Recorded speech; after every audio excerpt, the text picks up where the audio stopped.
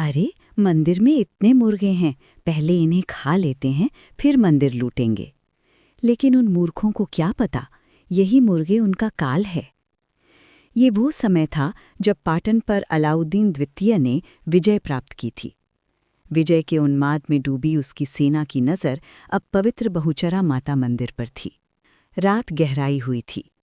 मंदिर प्रांगण में असंख्य मुर्गे विचर रहे थे, माता के प्रिय, मंदिर की शान। सैनिकों ने व्यंग्य से कहा, अरे, मंदिर में इतने मुर्गे हैं, पहले इन्हें खा लेते हैं, फिर मंदिर लूटेंगे। हंसी ठिठोली के बीच निर्दोष पक्षियों का वध हुआ। सैनिकों ने पेट भरकर मांस खाया। उन्हें क्या पता था, ये उनका जीवन का अंतिम भोज है। रात बीत गई।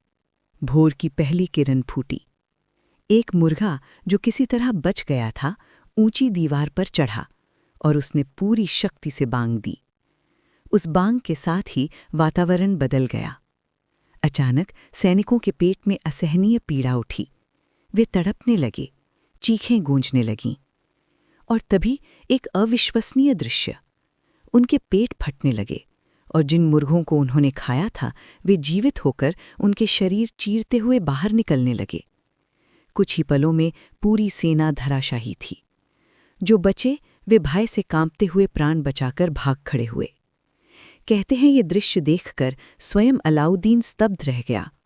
उसने कभी कल्पना भी नहीं की थी कि माता के मंदिर की रक्षा इस प्रकार होगी। वो फिर कभी उस मंदिर की ओर लौटकर नहीं आया। दंडासुर और 8 वर्ष की बालिका। एक अन्य कथा और भी प्राचीन है। जहां आज माता का मंदिर है, वहां कभी दंडासुर नामक राक्षस का राज्य था। अत्याचार चरम पर थे। ऋषि मुनि त्रस्त थे। उन्होंने देवी की आराधना की। एक दिन आकाश लालिमा से भर गया।